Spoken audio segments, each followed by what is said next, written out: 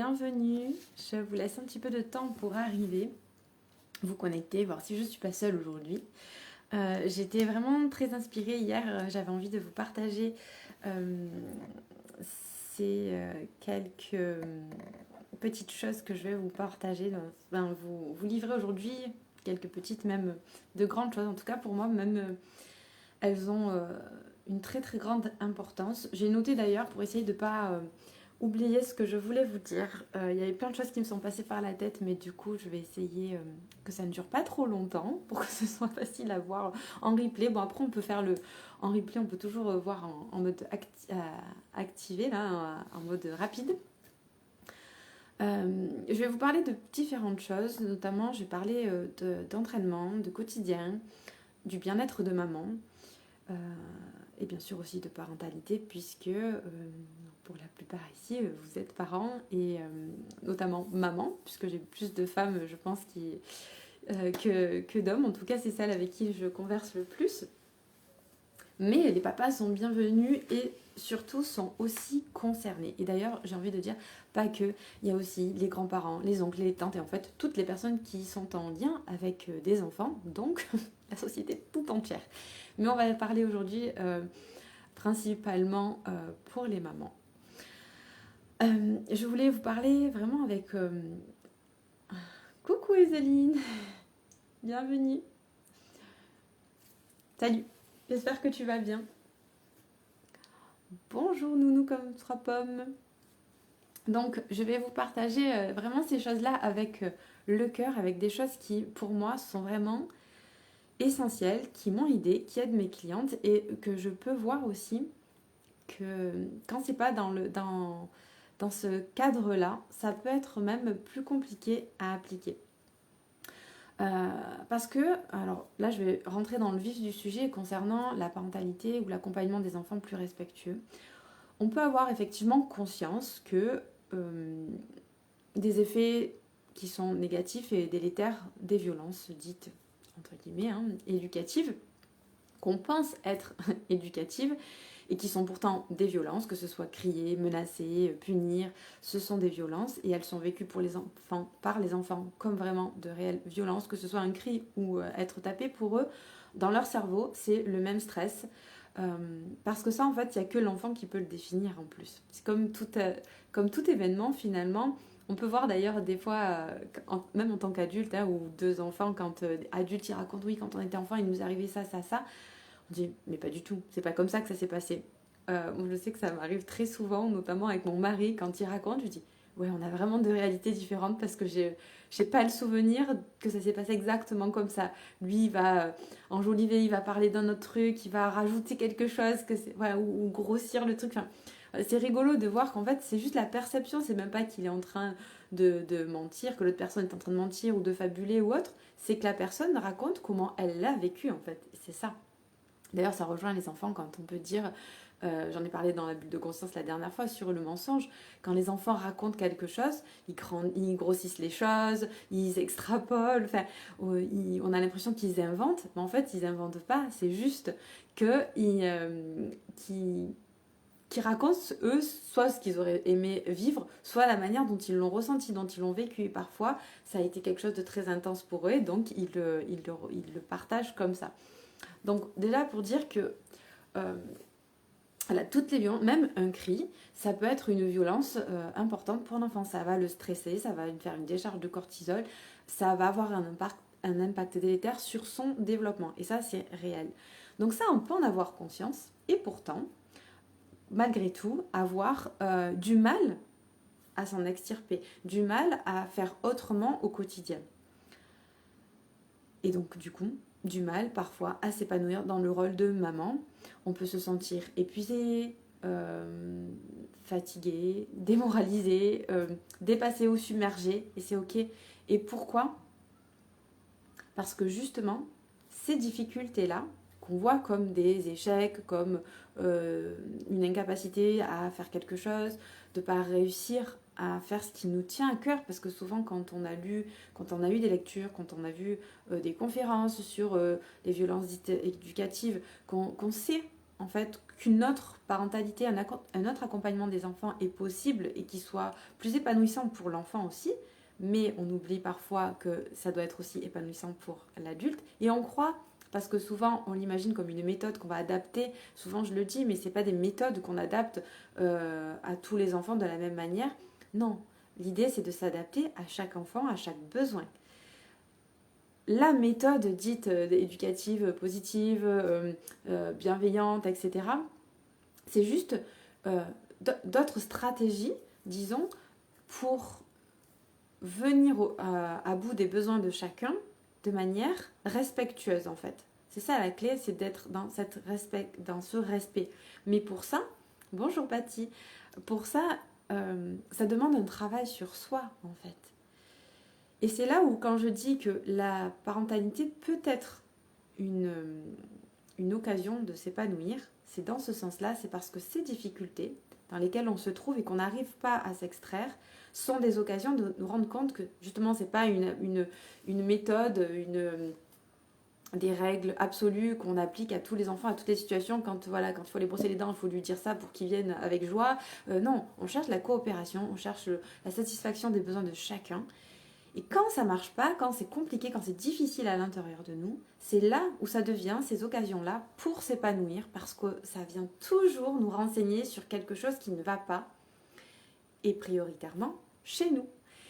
Je sais que c'est vraiment d'excellents moyens de pouvoir justement grandir et à chaque fois améliorer ça, à chaque fois améliorer notre qualité de vie, notre qualité de relation avec notre enfant, chose qu'on ne nous a pas forcément appris, notre qualité d'accueil et d'intelligence par rapport à notre émotionnel aussi, et toutes ces choses qu'on n'apprend pas quand on est petit, et qui sont pourtant essentielles dans notre vie. Et tout ça, je sais que quand on est dans la difficulté, quand on est dans la crise, quand on est avec notre enfant et que il veut pas faire ce qu'on lui demande, ça vient réveiller tellement d'inconfort à l'intérieur, c'est tellement douloureux à l'intérieur parfois qu'on se dit mais non, ça marche pas en fait ce truc, c'est comment je vais faire, je vais pas m'en sortir, c'est douloureux, et de se dire que ça va nous permettre, coucou, que ça va nous permettre de nous épanouir, on se dit mais non. Et je sais que c'est dur à accepter parce que notre mental, il veut faire résistance, il veut dire, elle dit n'importe quoi, la nana là en train de me parler en face, elle dit de la merde. Et non, en fait je dis pas de la merde, c'est vraiment parce que c'est notre mental qui nous dit non, il y a quelque chose qui fonctionne pas, il faut tout changer.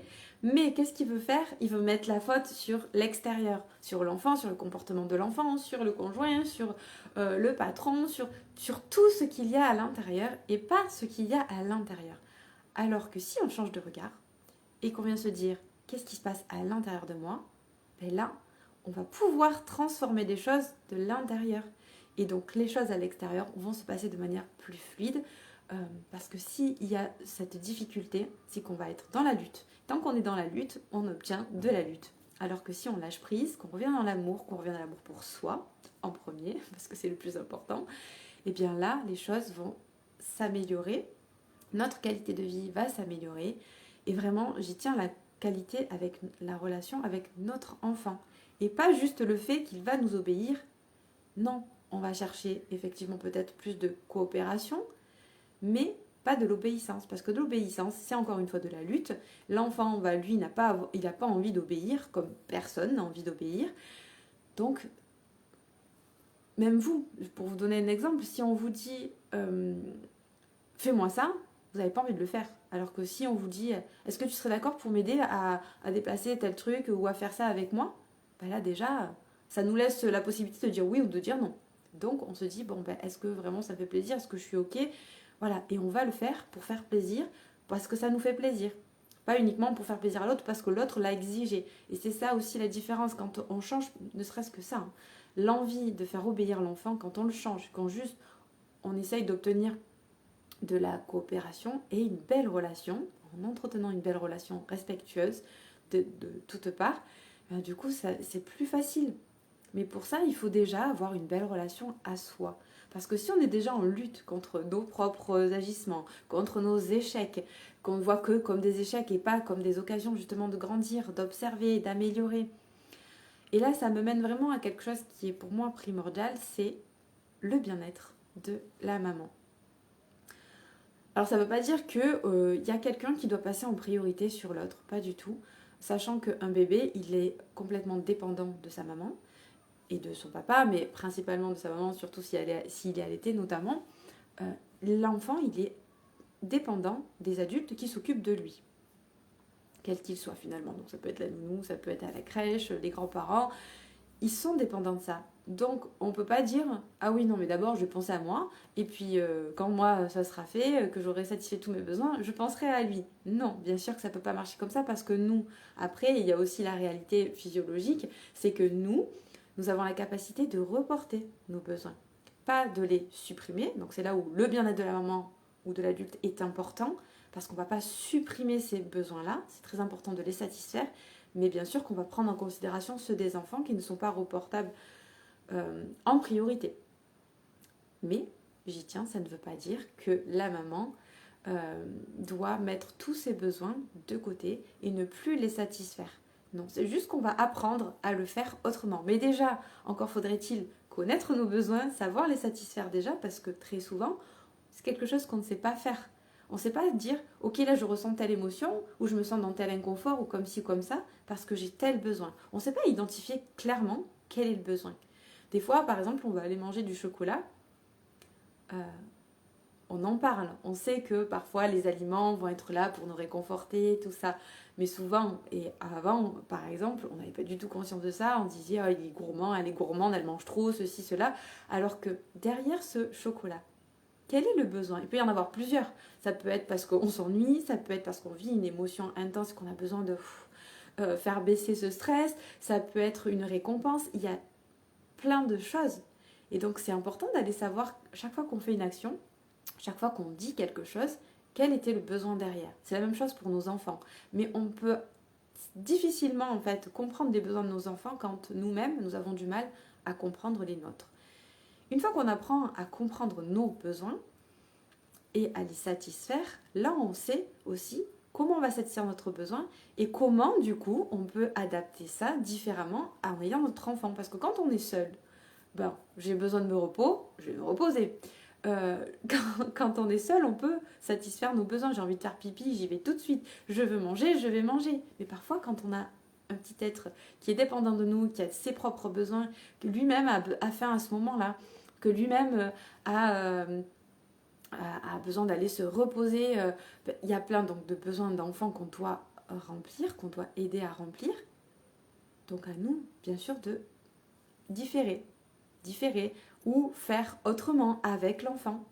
Et ça, c'est des choses qu'on va apprendre. Et ça va se faire en plus, pour moi, en plusieurs phases. C'est-à-dire qu'il y a la phase où il va y avoir l'entraînement plus formel. Donc, beaucoup de personnes connaissent soit la méditation, soit le yoga, faire du sport, faire de la sophrologie. Dans mon cas, je fais plutôt du yoga, de la méditation, de la sophrologie. Ce sont des choses qui me plaisent, qui me font du bien. Donc, de s'accorder des moments formels comme ça. Et vous allez me dire, oui, mais avec l'enfant, avec bébé notamment, on n'a pas le temps. Ça, c'est une pensée, une croyance que de se dire qu'on n'a pas le temps. Et je le dis parce que moi-même, je le disais, non mais j'arrive pas, j'ai pas le temps, j'avais à peine le temps de tenir ma maison correcte. Enfin, voilà, donc, mais déjà, je tiens à préciser, je fais une petite parenthèse sur ça, c'est que souvent, beaucoup de mamans vont prioritairement s'occuper de la maison, du linge, de tout ça, avant de s'occuper de leurs besoins physiologiques, personnels. Ça, par exemple, c'est une première chose qu'on peut modifier. C'est prendre en priorité, ok, d'abord, parce qu'en plus on a en tête la récompense. Donc, une fois que j'ai rangé ma maison, que j'ai bien fait ci, que j'ai fait ça, je peux me récompenser, me reposer. Non, en fait, si on a besoin de se reposer, c'est la priorité. Quand on s'est occupé de bébé, on se repose d'abord. Nous, d'abord, on pense à nos besoins. Alors, ça peut être un besoin d'avoir une maison rangée, propre, je ne dis pas. Mais je pense que ce n'est pas les besoins prioritaires. Ça peut l'être pour certaines et c'est ok. Le tout est de savoir quels sont nos besoins prioritaires. Mais je pense que quand on est maman, la priorité c'est de se reposer, c'est de veiller à réguler son stress, c'est d'observer voilà, tout ce qui se passe à l'intérieur, tous les inconforts pour améliorer ça avant d'aller s'occuper des choses qui sont finalement externes. Donc il y a ce côté formel où ça va nous entraîner, ça va entraîner notre conscience à être présente là, à être pleinement présente à ce que je vis, d'être pleinement présente à ce que je ressens dans mon corps, d'être pleinement présente que, ok, des pensées passent, mais je les laisse passer. Je ne m'y attache pas. Ok, il y a des émotions qui passent. Qu'est-ce que ça me fait dans mon corps? Je les laisse passer. Ça, c'est un entraînement. Comme les sportifs qui vont s'entraîner pour le match. Voilà, ils vont d'abord s'entraîner à tout ce qui est technique pour que dans le match, ils puissent les utiliser facilement et de manière automatique, de manière sans avoir à vraiment émettre un gros effort pour le faire. C'est quelque chose qu'ils maîtrisent. Donc là, c'est pareil. L'idée, c'est de s'entraîner pour que notre mental, oui, c'est comme un muscle en fait. Hein, notre conscience, c'est comme un muscle, ça s'entraîne. Le fait de porter attention aux pensées, mais de les laisser passer, c'est aussi un travail, d'avoir conscience de ça, de ce qui nous traverse. Donc ça, c'est le côté, je disais, formel, entraînement. Et ensuite, il y a le côté quotidien, le côté pendant les crises, comment je suis dans cette conscience. Donc, comme on dit les, les navigateurs, j'allais dire les pirates, je crois que je suis trop dans le monde des enfants. Les navigateurs, ils apprennent pas à naviguer en pleine tempête, comme on dit. Ils apprennent avant. Donc là, ça revient au même que le match et le sportif. C'est avant d'être dans la crise et la tempête émotionnelle des enfants, c'est que voilà, tout au long du quotidien, j'apprends à réguler mon stress, à revenir à moi, à avoir conscience de tout ça. Et dans les moments, c'est plus facile à le faire. Et je le pratique, pareil. Donc c'est une nouvelle pratique. Il y a le côté formel, le côté en pleine crise, en pleine tempête. Comment je pratique? Je m'améliore à force parce que ça devient pareil, plus naturel, plus automatique, plus facile. Chose que par notre enfance, par notre éducation, on n'est pas habitué à faire de la manière dont nous avons décidé d'agir avec nos enfants. Donc ça nous demande effectivement d'avoir de la conscience, de faire les choses pas en mode automatique au début, parce qu'on ne veut pas de ces automatismes-là, on veut s'en défaire. Et c'est pas facile parce que quand on est stressé, quand on est énervé, d'où l'importance de ces moments formels pour réguler ce stress, créer une ambiance intérieure paisible, plus équilibrée déjà, pour être moins dans cet épuisement, moins dans cette surcharge émotionnelle, parce qu'on apprend régulièrement à libérer tout ça. Et du coup, pendant la crise, c'est plus facile parce qu'on a moins d'épuisement, moins d'émotions qui vont nous faire surréagir ou agir en mode automatique de nos conditionnements dont on veut se défaire. Et où le mental va être très fort là encore pour bloquer, pour nous dire non mais regarde l'enfant comment il agit, on peut pas le laisser faire ça sinon il va devenir comme ci, il va devenir comme ça. Non, on revient toujours observateur, en conscience. Mais c'est un travail, vous voyez bien que c'est de l'entraînement, de la répétition qui c'est important. Et après, donc, il y a la troisième phase, il y a la phase post-crise, on va dire. Donc, coucou Marie, on va faire la phase après-crise, où là, on va être un peu en mode analyste. Alors, qu'est-ce qui s'est passé? Qu'est-ce que j'ai pensé à ce moment-là? Qu'est-ce que j'ai ressenti? Pourquoi j'ai agi comme ci et pas comme ça? Qu'est-ce qui m'a permis de pouvoir justement agir comme je voulais? Qu'est-ce que j'ai réussi à penser, à faire, à ressentir, voilà, d'analyser ça pour le reproduire, et à l'inverse pour ce que j'ai fait que je ne voulais pas, donc plutôt que de le voir en mode je me flagelle, j'ai fait voilà, c'était la catastrophe, c'est un véritable échec, non, de dire c'est une occasion pour grandir, pour améliorer ça la prochaine fois. Qu'est-ce qui s'est passé? Qu'est-ce que j'ai pensé? Qu'est-ce que j'ai cru? Aller observer les pensées limitantes à ce moment-là. Donc ça, c'est pour moi, je trouve, les trois phases qui sont importantes en fait à mettre en place dans notre quotidien et qui vont nous apporter ce changement, cette amélioration. Et pour moi, c'est primordial dans mes accompagnements, c'est comme ça que je fonctionne, je vous ramène toujours à vous. On m'amène souvent des difficultés avec les enfants, hein, ça peut être ça peut être avec le conjoint, ça peut être avec la famille parfois, mais souvent donc c'est une difficulté parce que mon enfant ne fait pas ci ou mon enfant a tel comportement et voilà, ça me fait déborder, je me sens comme si, je me sens mal, je me sens triste, etc. Moi, je vous amène toujours, qu'est-ce que tu ressens toi à l'intérieur? Qu'est-ce qui s'est passé? Parce qu'il y a toujours une notion de la blessure, il y a toujours une notion de projection qu'on fait par rapport à d'autres situations qu'on vit dans notre quotidien avec d'autres personnes en lien avec notre enfance ou pas.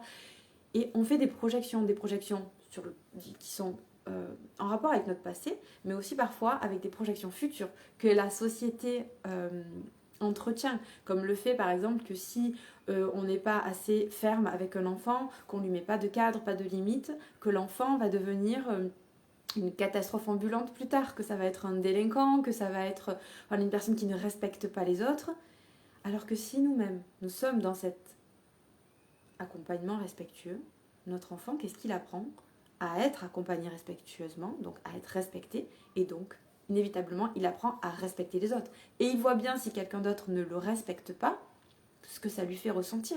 Donc il n'a pas envie de faire vivre ça aux autres, et il n'a pas envie non plus de le vivre. Donc il va aussi pouvoir se séparer peut-être des personnes qui lui imposent ces choses qui sont inconfortables, qui lui font vivre vraiment quelque chose de pas agréable.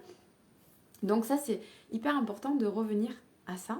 Parce que pour moi, revenir à cette responsabilité, je vous parlais tout à l'heure de responsabilité, que le mental dit non, je n'ai pas envie de prendre cette responsabilité. Oui, ok, je suis responsable, j'accueille, ok, c'est bon.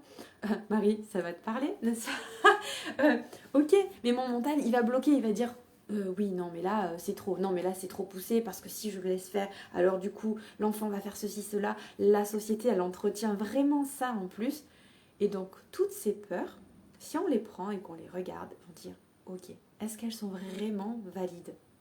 Est-ce que les personnes, et ça c'est une question que je vous invite à vous poser, est-ce que les personnes délinquantes, celles qui ne respectent pas les autres dans la rue, celles qui insultent les gens, qui les bousculent, qui ne les respectent pas, quel que soit le comportement, pensez-vous que ce sont des personnes qui, enfants, ont été dans une éducation où elles ont été respectées, où on leur a appris l'intelligence relationnelle, l'intelligence émotionnelle, à satisfaire leurs besoins avec des bonnes stratégies? Est-ce que vous pensez que ce sont ces personnes-là?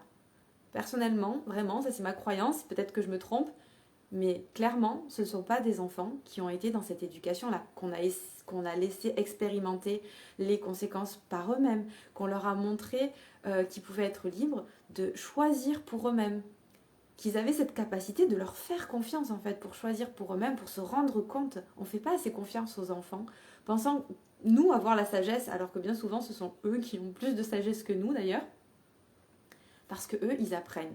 Ils font que ça. C'est leur rôle dans la vie, c'est d'apprendre. Ils apprennent. Nous aussi d'ailleurs. Sauf qu'on pense que quand on grandit, on arrête d'apprendre. Mais en fait, on apprend tout le temps, tout le temps, tout le temps. C'est notre vie, on est là pour expérimenter des choses. Donc, vraiment, les délinquants, ce ne sont pas des enfants à qui on a laissé trop de permission, qu'on a laissé trop de liberté et qu'on a trop respecté. Pas du tout. C'est totalement l'inverse d'ailleurs. Et c'est pour ça qu'ils se rebellent, pour ça qu'ils crachent à la gueule des adultes. Non, c'est pas parce qu'on les a respectés. Pas du tout. Et c'est pas non plus parce qu'on leur a pas appris le respect de l'adulte. Parce que c'est un adulte, parce que souvent ça aussi, c'est très très ancré ça, le fait que oui, mais c'est un adulte, il devait le respecter. Non, ces enfants-là, on leur a peut-être dit qu'un adulte, on devait le respecter. Mais eux n'ont pas été respectés. Donc pourquoi, adolescents, ils devraient respecter les adultes qu'eux-mêmes les taper, leur crier dessus ou quoi? Forcément. Donc ça, quand on prend conscience de ça, qu'on essaye d'observer, de voir nos propres valeurs, parce que nos valeurs, des fois, elles sont pas en adéquation avec nos peurs et les peurs que véhicule la société. Donc quand on prend conscience, qu'on se pose, et d'où ces moments formels où on va se questionner sur ce qui est important pour nous, est-ce que ça l'est toujours, est-ce que ça l'est plus, est-ce que ces peurs sont valables ou pas, et on les observe. Ok, j'ai cette peur-là, mais je peux laisser aussi tester et voir qu'est-ce qui se passe avec le temps, de se refaire confiance et de faire confiance à l'enfant. Et en faisant ça, ce travail-là, de revenir à soi, d'observer le mental qui bloque, le mental qui ne veut pas aller, et d'ailleurs c'est là où l'accompagnement va être intéressant, c'est que ce soit moi ou une autre personne, mais la personne qui accompagne va être là pour mettre en lumière, pour pointer du doigt et dire, et là c'est ton mental qui est en train de bloquer. Là c'est peut-être telle blessure ou c'est telle chose qui font que ton trauma ou ceci ou cela, qui fait que tu bloques, tu ne veux pas t'en extraire. Et c'est là où on va aider la personne, parce que quand on est dedans, c'est très difficile tout seul. On peut, parce que de toute manière, on a tout en nous, tous les potentiels, toutes les ressources pour changer les choses, pour soigner notre enfant intérieur, pour guérir nos blessures. Tout ça, on l'a en nous. La seule chose, c'est que notre mental va parfois nous empêcher d'aller voir là où c'est douloureux, là où on doit aller pour actionner tout ça, pour lever finalement ces freins et actionner les bons leviers en fait. Et quand on fait ça, quand on vient, moi c'est pour ça que je vous accompagne vraiment, c'est ce que je disais tout juste là, juste avant, c'est que j'accompagne toujours à faire le lien d'abord à soi. Avant de vouloir obtenir un comportement de l'enfant, avant de vouloir obtenir, de mettre en place une solution ou une astuce, d'abord je vous ramène à vous. Je vous fais un lien. Moi c'est comme ça que je le fais pour moi au quotidien. C'est comme ça que je l'accompagne à chaque fois. Refaire le lien. Qu'est-ce que ça vient réveiller chez moi? Pourquoi ça me dérange tant? Pourquoi c'est si douloureux? Pourquoi ça me met hors de moi? Pourquoi ça me fait surréagir? Et après, une fois qu'on a réglé cette partie-là, en fait, la solution, souvent, elle peut venir de vous-même. Moi, j'ai des référentiels, j'ai des choses qui peuvent aider, mais je le vois vraiment comme des idées à partager en disant « et peut-être tu pourrais essayer ceci ou cela ». Comme quand, en fait, ces référentiels, vous l'avez quasiment toutes, parce que vous avez déjà lu, vous avez déjà vu des conférences. J'en parlais au début de la vidéo d'ailleurs, mais on a plein d'astuces, mais ça, ce sont des référentiels qui nous aident à sortir et à trouver d'autres stratégies que celles qu'on a connues avec des violences éducatives. Mais elles sont là comme à titre d'exemple et elles peuvent nous servir de base pour avoir pour servir notre propre créativité finalement à nous adapter à nos enfants, à la situation. Parce que chaque enfant, chaque situation est différente. Une même situation peut amener à différents besoins de l'enfant. Un enfant qui jette un objet, par exemple, il peut avoir différents besoins derrière ça. Ça peut être juste parce qu'il a envie, un besoin de motricité. Ça peut être parce qu'il a beaucoup de colère qu'il a envie d'exprimer. Ça peut être parce qu'il ne s'est pas senti respecté, parce qu'il a été frustré. Il y a plein de choses qui font que la même action, donc on ne peut pas vraiment dire, bon ben voilà, dans tel agissement, encore une fois, on va agir de telle façon. On va dire telle chose, on va faire telle chose. Non. La seule chose que pour moi, ça c'est un processus qu'on fait et qu'on peut adapter à toutes les situations pour justement trouver le besoin et le satisfaire et de manière donc respectueuse, ça va être d'être dans l'accueil de l'émotion, d'amener l'enfant, une fois qu'il est apaisé, à pouvoir communiquer et chercher avec lui quel était ce besoin ou essayer de trouver. Des fois on ne le trouve pas, hein, mais on a réussi à désamorcer la situation, l'émotion a été apaisée, l'enfant se sent mieux et on peut passer à autre chose.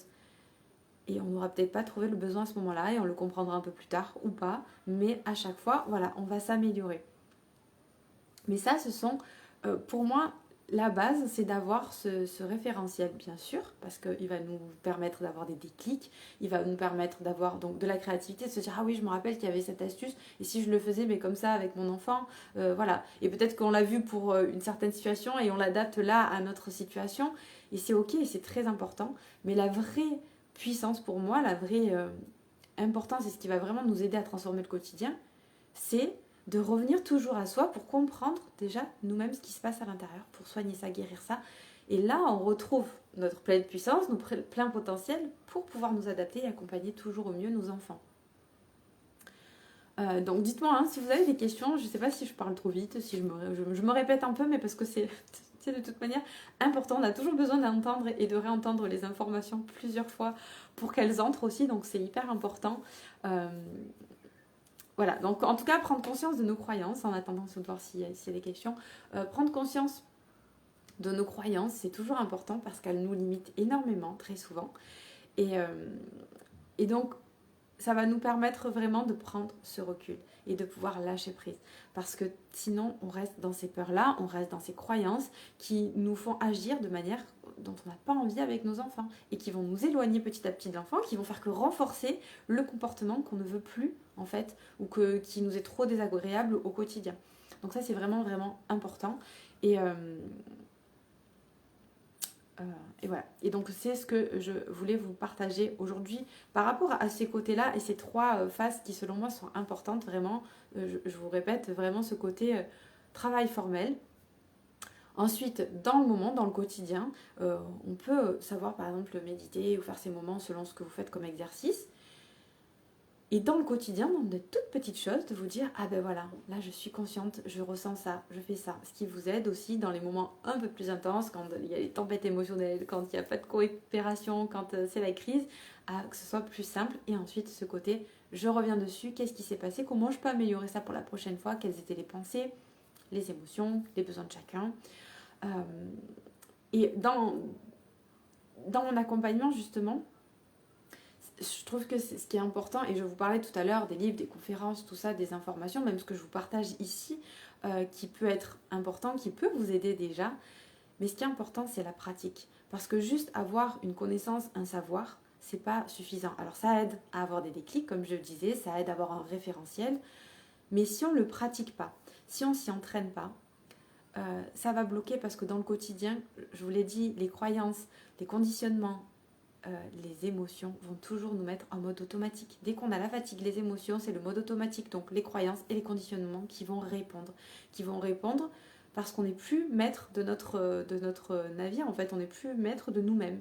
Donc on ne peut pas agir en adéquation avec nos valeurs. Celles en tout cas auxquelles on a envie d'adhérer. Celles qu'on a choisies et non pas celles qu'on nous a imposées depuis que nous sommes enfants. Et ça fait une sacrée différence aussi de comprendre les valeurs qui nous sont propres et celles qui nous ont juste été inculquées ou imposées par notre éducation, par tout ça. Et donc, il y a aussi autre chose qui est important, c'est, donc moi, je vous aide à être dans cette pratique-là. Parce que je vous propose justement dans l'accompagnement, vous avez la partie entraînement, où on va faire de la sophrologie, où on va travailler aussi sur la prise de conscience de nos croyances, pour se déconditionner. Tout ça, on va le faire. Vous avez accès d'ailleurs à des outils qui sont déjà en ligne ou que vous pouvez le faire accessible quand vous voulez, donc de jour comme de nuit. Il y a les séances qu'on fait ensemble, où là, pareil, vous exposez vos problématiques, on va les décortiquer ensemble et ensuite on pratique la sophrologie pour s'offrir ces moments aussi pour soi de ressources, pour aller contacter voilà, plein potentiel, renforcer la confiance en soi, l'amour de soi, etc. Et vous avez vraiment ce côté, qu'est-ce que vous allez mettre concrètement dans votre quotidien. Donc vous allez être vraiment dans la pratique, dans l'engagement pour vous-même en fait, pas uniquement ok j'ai lu mon bouquin, c'est génial. D'ailleurs vous avez vu peut-être le réel que j'ai fait, je me suis beaucoup amusée à faire ça parce que c'est tellement ça, quand on lit le livre on est hyper motivé, on se dit oh, c'est génial, mais bien sûr le cerveau de l'enfant il est comme ça paraît logique, on se dit mais oui si on propose à l'enfant de telle manière, il va vouloir faire ce que je lui demande.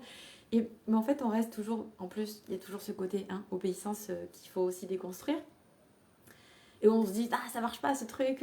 Après, dès qu'on est dans la crise, qu'on est dans l'émotionnel, qu'on n'a pas fait le travail sur soi, et bien, ça explose. On se dit, oh, c'est bon, j'y arriverai pas, c'est trop nul, j'abandonne. Voilà. Et donc, il y a plein de moments comme ça, on se dit, ah, non, mais c'est trop, il y a trop de tâches à faire, il y a trop. Non, là, on va se retrouver justement avec plaisir, avec des personnes qui partagent aussi nos valeurs. Ça, c'est important. Parce que quand on est au quotidien, déjà dans une société qui ne partage pas forcément nos valeurs, pour dire pas du tout, pour pas généraliser justement, mais c'est difficile parce qu'on lutte contre nous-mêmes, malheureusement, au lieu de s'accepter avec nos faiblesses, donc ça c'est aussi un travail à faire, s'accepter avec là où on en est, accepter les erreurs qu'on peut faire et s'aimer même quand on est dans ces erreurs-là. Et s'aimer même quand on n'a pas eu la bonne réaction. Mais quand on n'a pas des personnes autour avec qui pouvoir discuter qui ont les mêmes valeurs, ben on se sent seul et c'est encore plus difficile et ça demande cette persévérance qui nous est demandée en fait pour ce changement dans l'accompagnement des enfants. Ben on se sent tellement seul et on peut vite se décourager. Tandis que là, d'avoir quelqu'un qui partage les mêmes valeurs, qui est là pour se soutenir, pour s'écouter simplement aussi, sans se juger, sans dire ah ben oui, ben de toute manière, et donner des conseils qu'on ne veut pas. Non mais tu dois te décrocher, non mais tu dois être plus ferme, tu dois être plus strict, tu dois être ceci ou tu dois être cela. En fait non, tu dois juste t'aimer. Voilà. Si tu dois quelque chose, c'est juste t'aimer. Après le reste, c'est tes choix et ce qui te fait du bien. Voilà ce que j'ai envie de dire. Mais bon, en tout cas, ça va demander effectivement de la persévérance pour pouvoir y arriver. Et je vous parlais tout à l'heure d'entraînement, mais c'est comme, je ne sais pas si vous connaissez Wilkinson par exemple, c'était un des meilleurs, ou peut-être même le meilleur buteur du rugby. Et il s'entraînait, mais des heures et des heures à faire toujours le même truc dans des coins. Et il était déjà super bon. Et les gens ne comprenaient pas. Ils disaient, mais pourquoi tu t'entraînes autant? Mais parce que, en fait, c'est un cercle vertueux.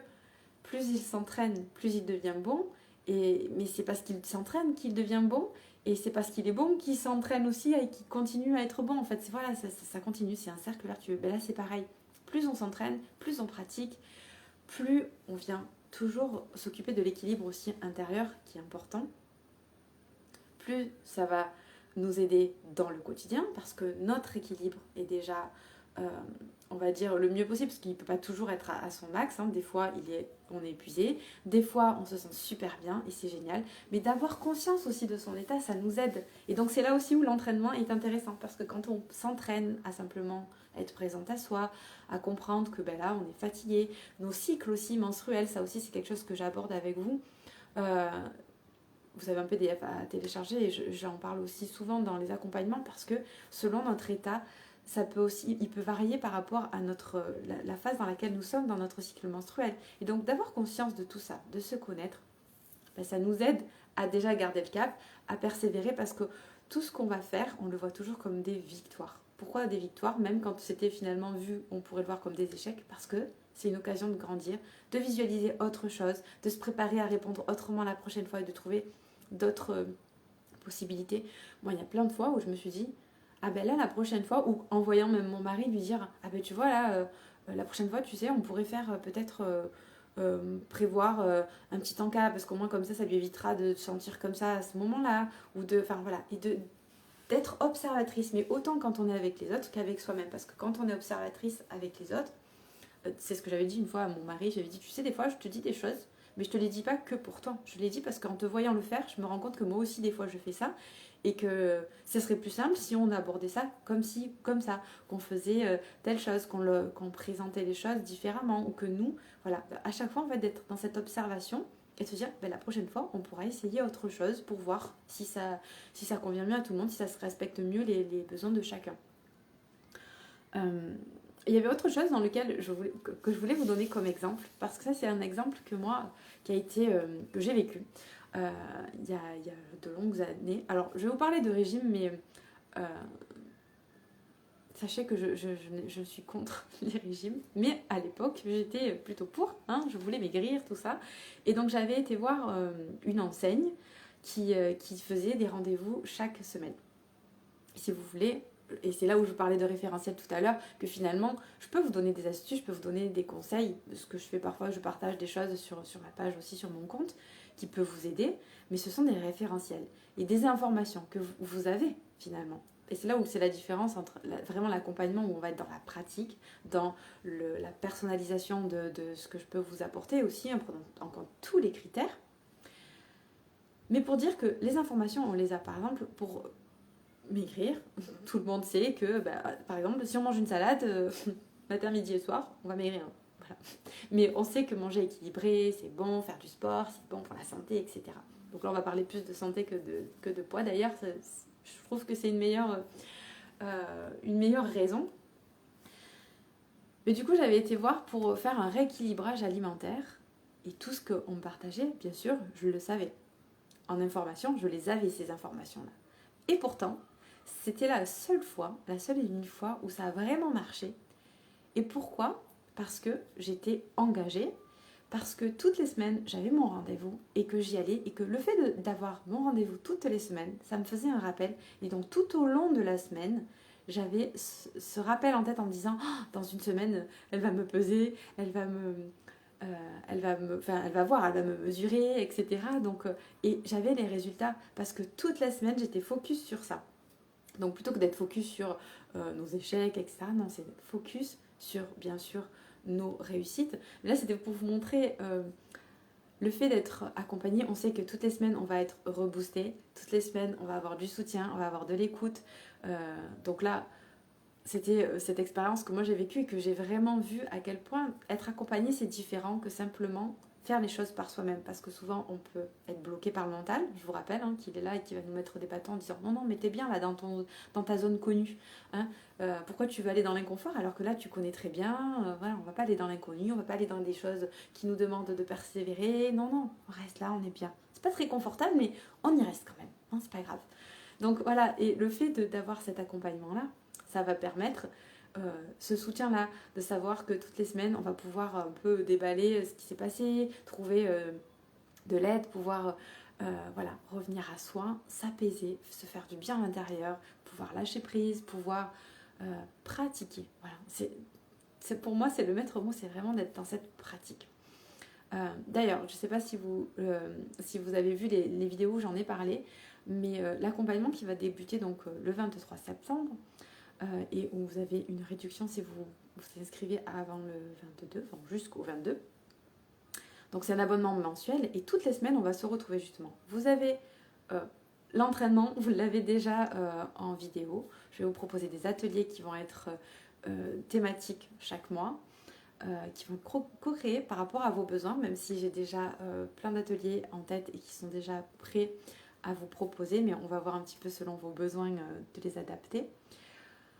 Mais du coup, vous avez donc ces entretiens chaque semaine. Je vous disais tout à l'heure, il y a du coaching et de la sophrologie pour vous offrir ces moments-là, pour dépasser les problématiques que vous avez au quotidien.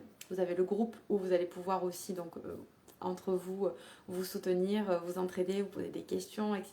Moi aussi, je serai là pour continuer tout au long de la semaine, donc ça c'est intéressant. Et dans l'accompagnement individuel, là où c'est bien sûr plus personnalisé puisqu'il n'y a que vous pendant 1 heure, pendant les séances chaque semaine aussi, mais aussi entre chaque séance, vous avez accès à moi avec un message privé où on peut s'envoyer des vocaux, on peut s'envoyer des messages où je vous aide personnellement en fait, tout au long de la semaine entre les 2 séances. Et donc ça aussi, ça aide vraiment à être dans le concret et à rester focus, je le dis, sur le côté positif. Ce qui vous est inconfortable, observez-les. Je vous aide à voir, à vous repositionner toujours dans votre pleine puissance, dans votre responsabilité, à sortir du mode victime. Ça, je voulais vous en parler aussi parce que... alors c'est vrai que la vie des mamans, hein, on va pas se cacher, souvent c'est vu comme... voilà, ça doit être tout merveilleux, les mamans elles gèrent tout bien, nickel, c'est des super women. Sauf qu'en fait non, on est juste humaine et que ça peut être difficile. Et de plus en plus, on voit des mamans qui disent que c'est difficile. Elles racontent leurs difficultés. Et c'est très bien. On a besoin aussi de l'entendre pour se rendre compte qu'en fait, on n'est pas seul pour qui ça peut être difficile.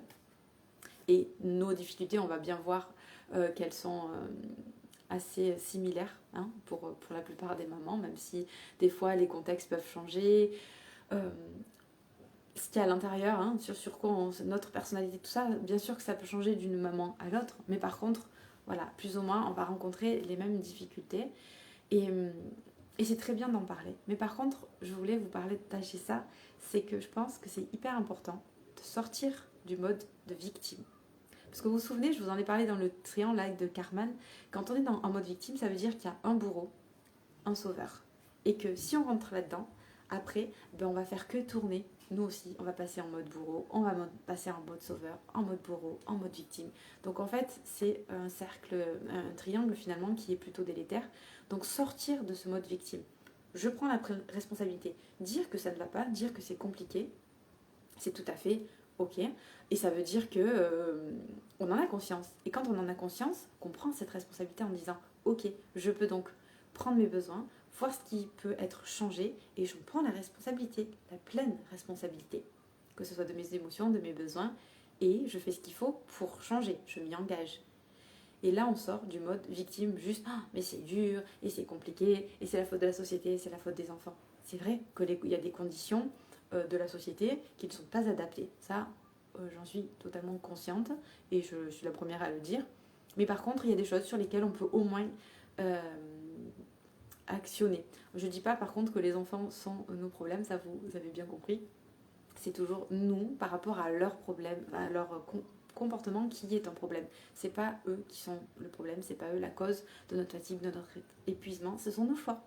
Parce que ce sont nous les adultes qui sommes adultes et qui faisons des choix. C'est nous qui choisissons de répondre à leurs besoins, c'est nous qui choisissons d'être près d'eux. C'est nous qui avons choisi certainement aussi d'avoir des enfants et de nous en occuper. Donc eux, ils ne sont pas responsables de nos besoins, ni de la satisfaction de nos besoins. Nous, oui, parce qu'ils ont besoin de nous pour pouvoir les satisfaire parfois même pour comprendre quels sont leurs besoins, mais c'est pas l'inverse. Et donc sortir du mode victime, c'est pouvoir changer les choses. Si on reste en mode victime juste à dire oui, ça va pas, oui, c'est pas bien, oui, on reste en fait toujours dans ce... Il n'y a rien qui change. On le dit, mais il n'y a rien qui change. Et c'est pas quelqu'un, le sauveur, qui va venir nous sortir de là. Hein, par exemple, moi, je ne suis pas la sauveuse, je suis la sauveuse de personne. Non, moi je vous remets dans votre pleine responsabilité. C'est vous qui avez toutes les clés en vous pour changer votre quotidien. Bon, voilà, j'en ai fini pour aujourd'hui. Je ne sais pas si vous avez des questions, n'hésitez pas. Hop, je regarde. Coucou Lucie. Je ne sais pas si vous avez des questions par rapport à ce que je vous ai dit, par rapport au mental qui bloque. Je vois bien, en plus, vraiment, on a besoin de répétition par rapport à ça. Parce que même quand on sait, on connaît, parce que moi, quand je vous ai tout de suite en accompagnement, je vous livre les outils qui sont pour moi les plus impactants et les plus simples à mettre en place au quotidien. Et ils tiennent à très peu d'outils. Après, il y a plein d'autres choses qu'on peut aller explorer, qu'on peut aller creuser et qui sont fantastiques, et que c'est pour ça que je trouve que c'est chouette de pouvoir persévérer là-dedans et de faire cet accompagnement comme je vous le propose là, mensuel, avec des séances collectives en groupe. C'est un peu l'idée, c'est vous restez tant que vous en avez besoin, mais aussi tant que vous en avez envie, parce que tant que ça vous fait du bien, tant que vous êtes content de venir, comme quand vous allez à votre cours de danse ou à votre cours de yoga, ben, voilà, l'idée c'est aussi ça, c'est d'avoir plaisir à se retrouver pour venir travailler sur nos pensées, observer ce qui se passe, voilà, sur notre bien-être intérieur, pour prendre ce moment-là de plaisir, c'est génial.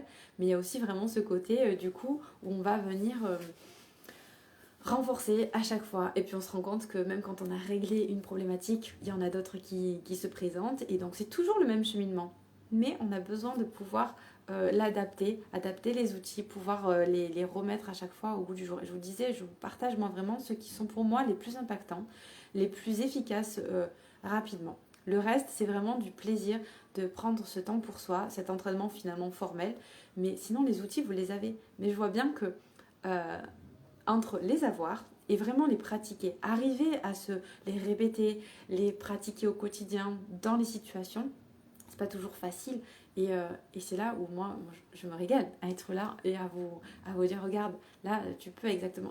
J'ai eu une Marie qui justement m'a partagé aujourd'hui ses résultats par rapport à sa fille. Franchement j'étais émue parce que elle a pu mettre en pratique ce que je lui ai transmis, et même sa fille a pris conscience en fait de ce que ça lui a fait de bien à l'intérieur. C'est juste merveilleux. Pour moi, ça c'est mes plus belles récompenses.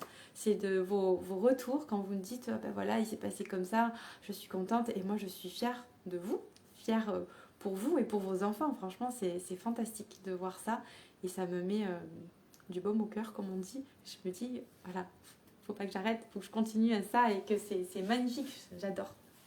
Merci pour les petits cœurs, Marie. Donc c'est vrai, et on a vraiment besoin de répéter. Aujourd'hui c'est ça, hein, j'ai répété, mais parce qu'on a besoin de répétition. Et je le sais pourquoi, parce que moi-même j'ai besoin de répétition, je le fais.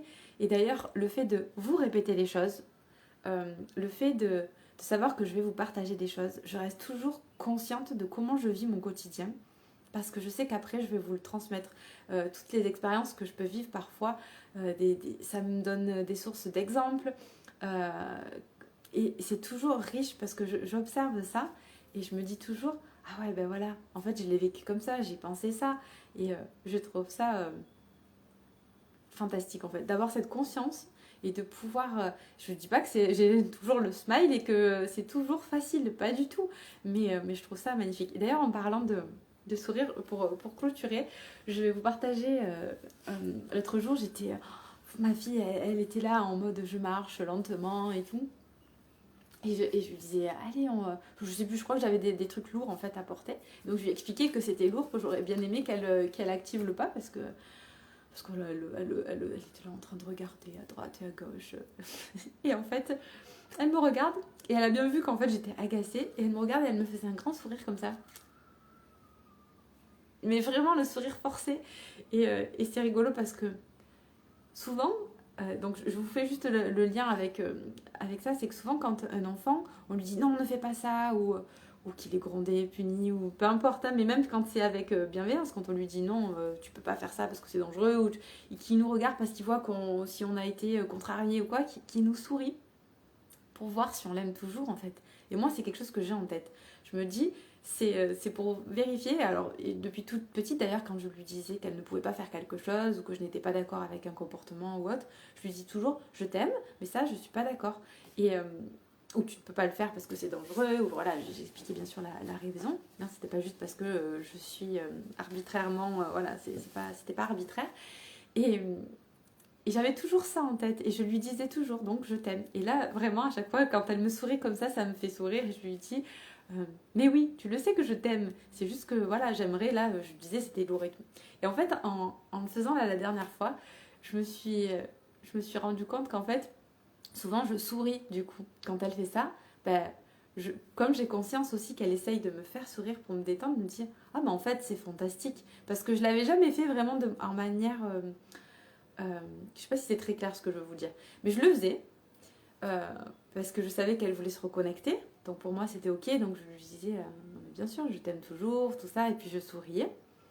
Mais en fait je me suis dit mais c'est génial en fait parce que c'est carrément presque on pourrait le prendre comme un outil pour vraiment venir nous apaiser parce que est-ce que c'est vraiment grave ce qu'on est en train de vivre au point de ne pas pouvoir sourire à notre enfant et vous voyez ça nous fait vraiment c'est comme un déclencheur en fait. Je trouvais ça fantastique parce que c'était presque plutôt que de le voir comme la plupart des personnes voient un enfant quand on lui dit non tu ne peux pas faire ça etc qui va sourire ah mais il me provoque et arrête de sourire machin alors que moi je souris avec elle je lui dis que je l'aime chose que je pense que si on me regarde de l'extérieur on se dit ouais, elle est tarée et en fait carrément là je suis en train de me dire donc la dernière fois qu'elle me l'a fait j'étais carrément en train de me dire c'est presque comme si elle était en train elle de m'aider à vivre mon émotion c'est-à-dire reconnecte-toi à l'amour maman et je trouvais ça juste fantastique en fait donc c'est pour ça que je vous dis nos enfants ils ont une sagesse incroyable en fait. Et quand on les observe et qu'on les observe avec un autre regard, c'est juste fantastique. Et c'est là où ce travail, encore une fois, le lien à vous. Parce que là, clairement, elle était juste en train de vivre. Elle le promenait avec, je crois, son bout de pain à la main du marché, fraîchement coupé, machin. Et, euh, et c'est moi en fait qui étais dérangée. J'aurais pu poser le sac, chose que j'ai faite hein, finalement, mais j'aurais pu poser le sac et attendre. C'est juste que j'avais envie de rentrer parce que voilà, j'avais un besoin à ce moment-là, que je voulais vite rentrer. Mais elle, son besoin c'était de s'aérer, d'être dehors, d'être bien. Et donc hop, avec son petit sourire, c'est comme si elle m'avait déclenché un petit bouton en me disant allez vas-y, reconnecte-toi à toi, souris, l'amour, tout va bien. Voilà, pour clôturer ce live que j'avais envie de vous partager. J'espère que ces petites clés que je vous ai partagées vous ont plu. N'hésitez pas, même si vous voulez venir me poser des questions plutôt en message privé, à le faire. C'est avec grand plaisir que j'y répondrai. Voilà, et si vous voulez nous rejoindre, donc soit en groupe, soit en individuel, pareil, venez m'envoyer des messages et je serai ravie de vous accueillir dans cet espace. Je vous dis à très bientôt.